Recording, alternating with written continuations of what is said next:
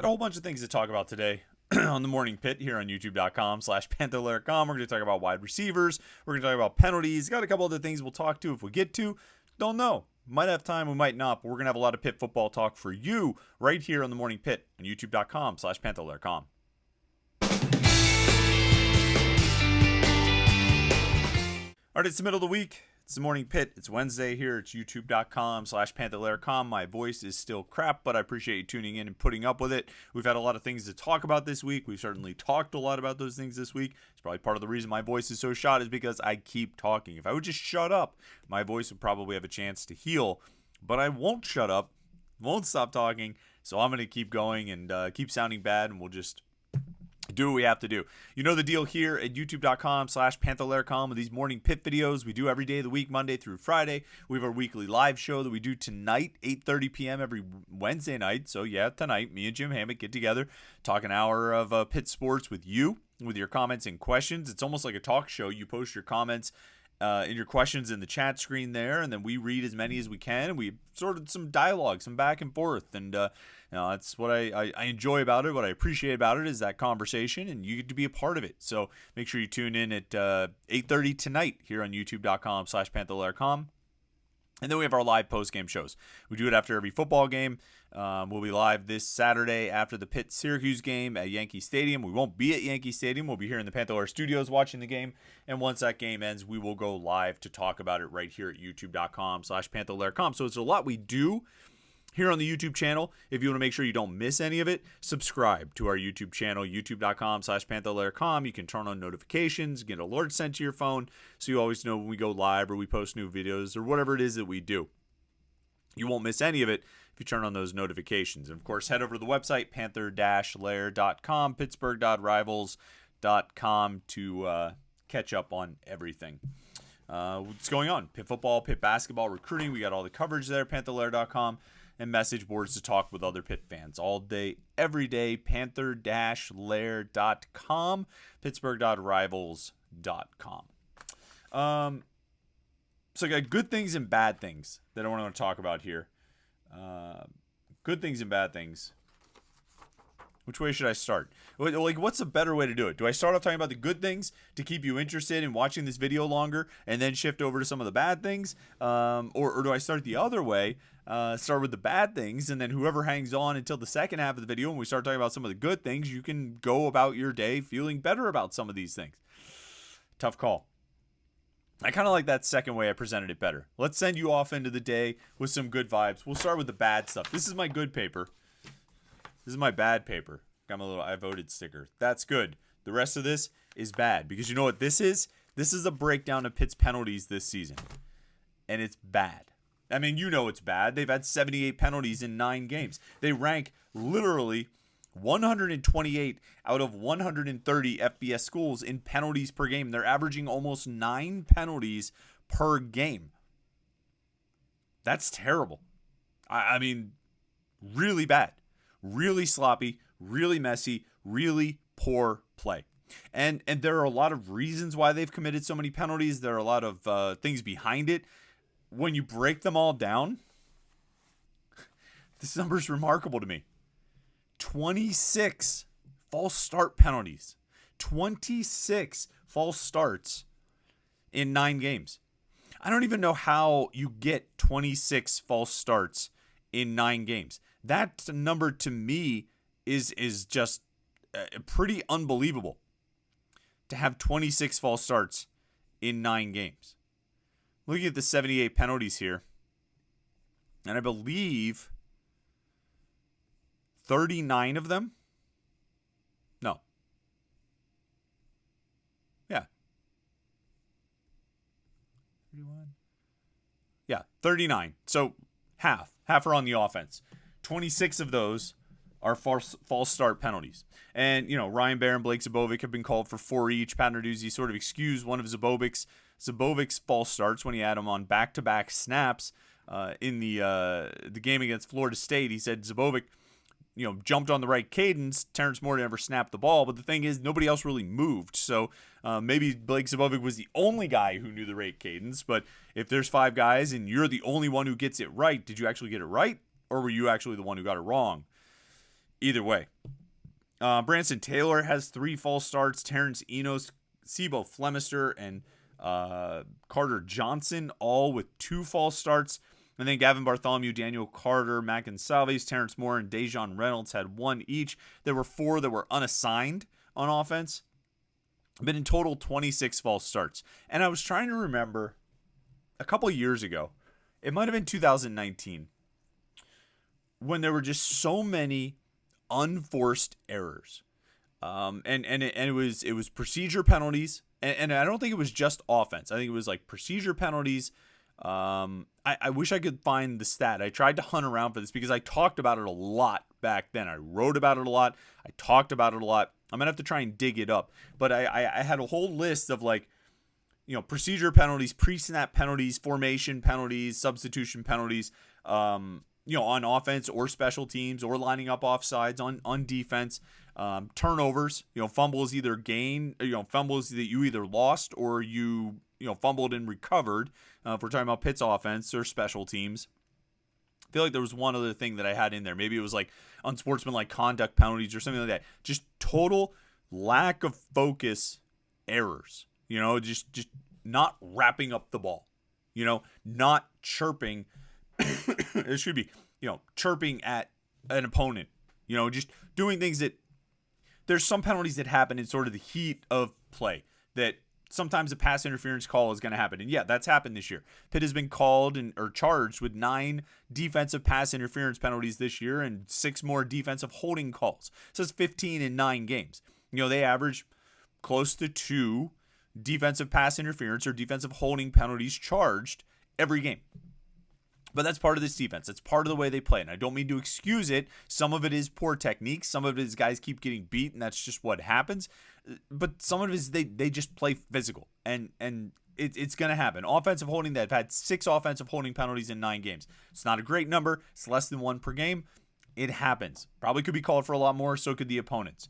Roughing the passer, it's become so dicey and such a judgment call. I don't know. That's a tough one, but they've had 4 of those this season. Trying to look at some of the other penalties to see like what is sort of it's just part of the game. I mean, a block in the back penalty on special teams. They've had 2 of those this year. And you try to avoid that. You try to be careful about that. But I mean, sometimes you have, contact, you have collisions, you bump into guys, and it sort of happens in the play, and you want to be careful. You want to be focused enough to not make those mistakes, but sometimes they're just sort of going to happen. But lining up offsides, jumping early against the cadence, committing unsportsmanlike conduct penalties, because Pitt has had 4 of those this season, 3 on Donovan McMillan and then that 1 on Gavin Bartholomew on Saturday. These are the things that there's just no excuse for. There's just no explanation for them other than a lack of focus. And even if you want to tell me that some of the false starts, is the quarterback's cadence wasn't what they were used to, okay, then it's a lack of focus on the part of the quarterback. One way or the other, every time there's a false start penalty, somebody lost their focus. Somebody wasn't maintaining focus or wasn't maintaining as much focus as they needed to maintain at that point. And if you're the best team in the country, you need to be 100% focused, laser dialed in as much as you can. If you are not the best team in the country, and Pitt is very much not, it's even more important that you are laser focused and dialed in, because you cannot afford to cost yourself like that. Because you know who is number 1 in the country in fewest penalties per game? It's Michigan.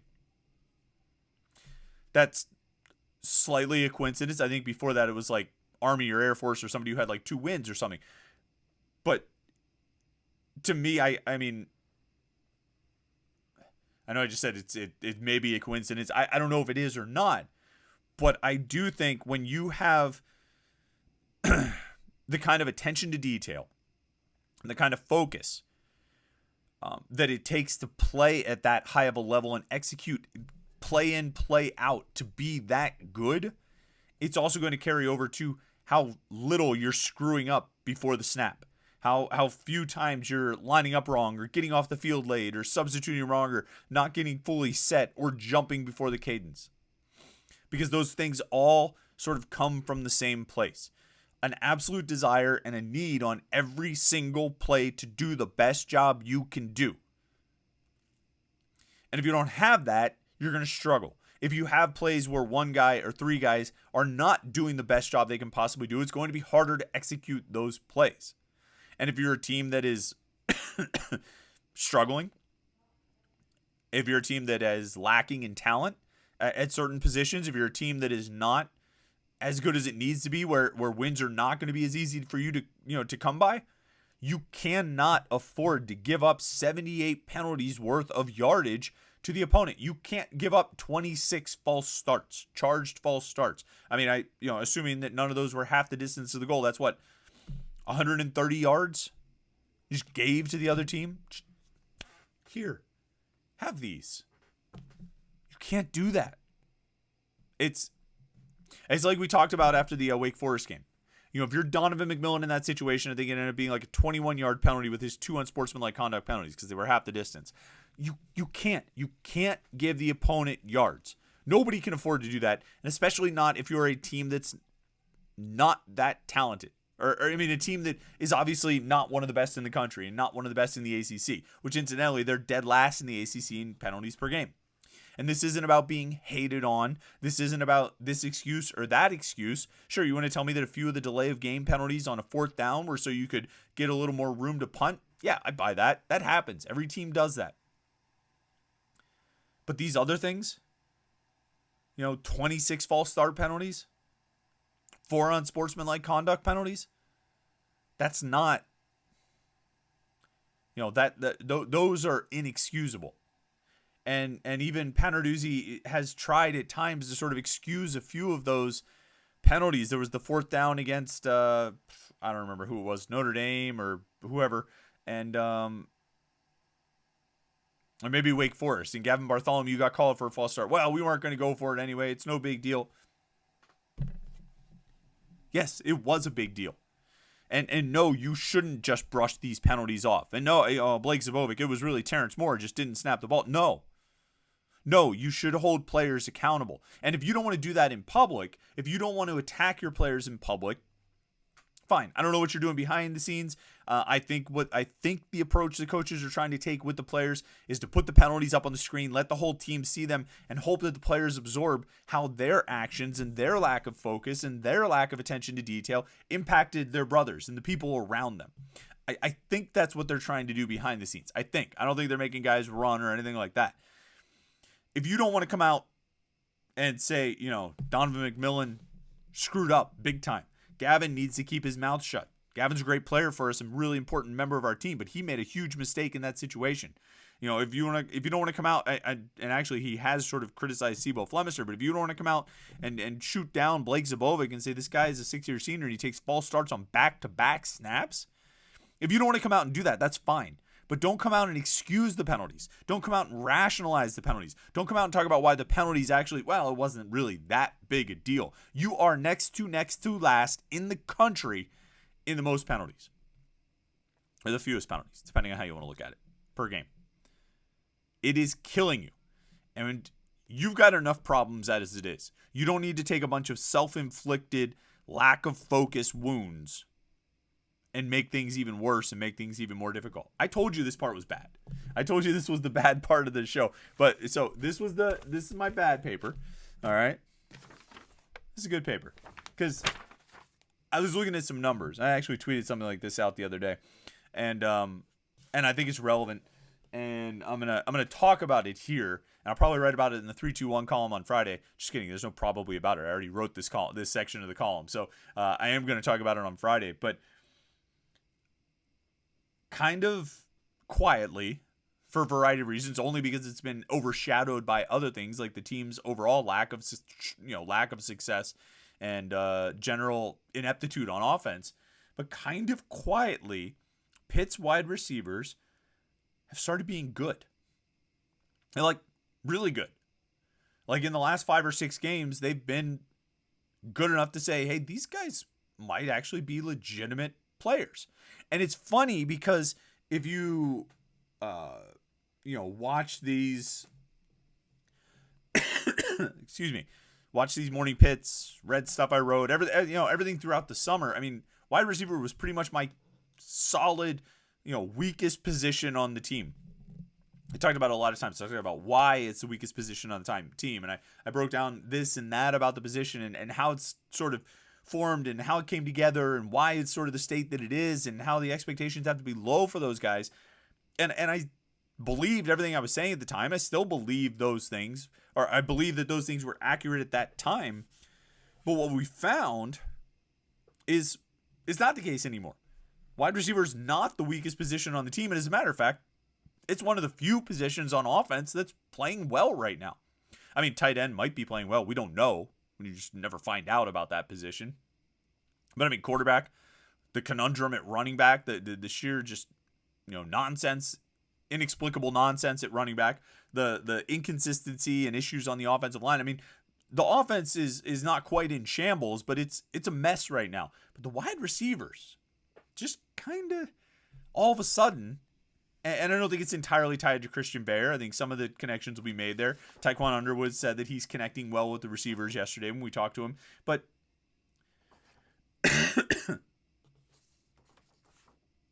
the last 5 or 6 games, we've seen some guys really emerge. Konate Mumfield, all right?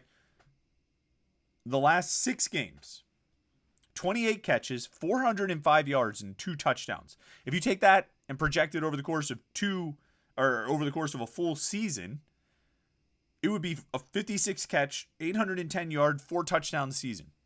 That'd be a really good year for a wide receiver. You'd like a few more touchdowns, but 56 for 810 and 4 touchdowns, that'd be outstanding. That would be a great year. And that's the pace he has been playing on over the last 6 games. He's caught 8, 4, 3, 7, 3, 3 passes in each of those 6 games. 90, 57, 39, 68, 52, 99 yards in those 6 games. Should have 3 touchdowns. He only has 2. But it's a really, really strong pace to be on.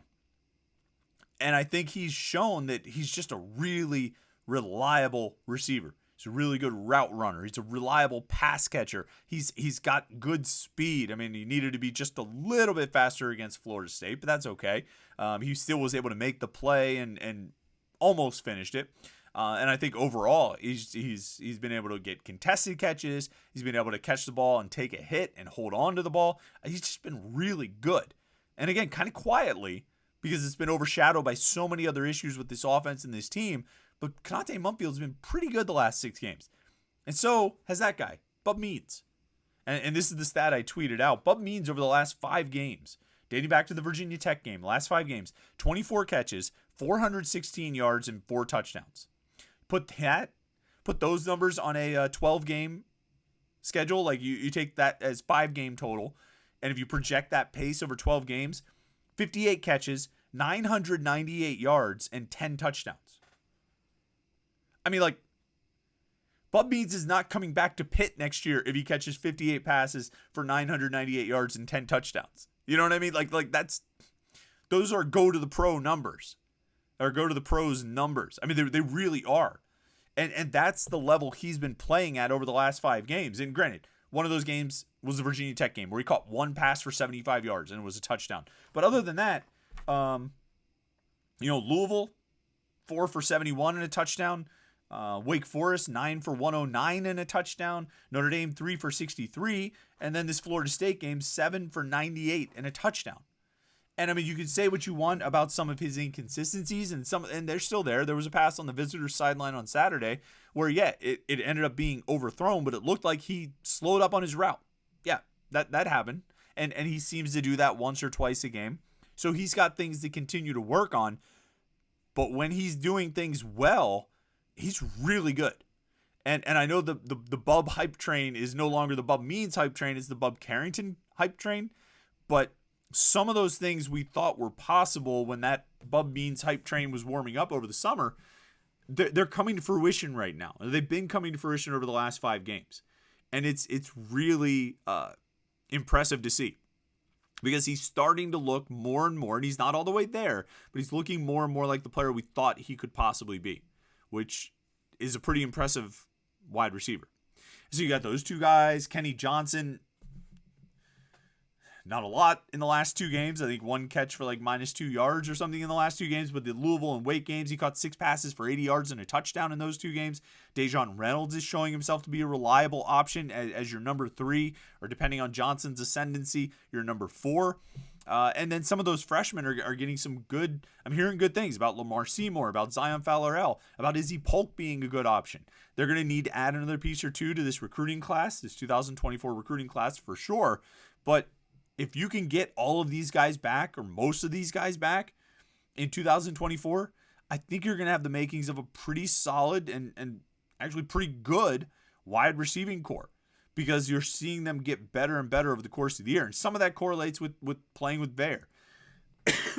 But, Means had the catch for 75 yards and a touchdown against Virginia Tech. And Mumfield had, if you look at the Carolina and Virginia Tech games, he had 12 catches for 147 yards in those 2 games. So, even there, he started, even when it was still Phil Dracovic out there, these guys were starting to heat up a little bit and starting to find themselves and really make plays. And a position group that I think we were kind of down on, I know we were down on, I know I was down on over the course of the summer, has really started to elevate. And it's been a good thing to see. So like I told you, this paper is a good paper. It's got all the stats and the projections and things like that. Well, not this part. This is the 9 mistakes that I wrote about from the Florida State game. But the rest of this stuff, good stats about Pitt's receivers. And I think something to be encouraged by. Look, this season right now, we know there's not a lot to be encouraged about. I think the receivers, particularly Means and Mumfield, you can find some encouragement there. So that's a good thing. That's a good thing, right? That should make you feel better for your Wednesday. Don't forget, live show tonight, 8:30 p.m. Me and Jim Hammett will get together to talk a little Pitt sports with you. So tune in for that, for an hour of Pitt sports talk. And then we'll be back tomorrow with another Morning Pitt right here on youtube.com/Panther-Lair.com. So like this video and subscribe to our YouTube channel so you don't miss any of our Pitt video content. And yeah, have a great Wednesday. Appreciate you tuning in today. We'll talk to you tomorrow on the Morning Pitt right here on youtube.com/Panther-Lair.com.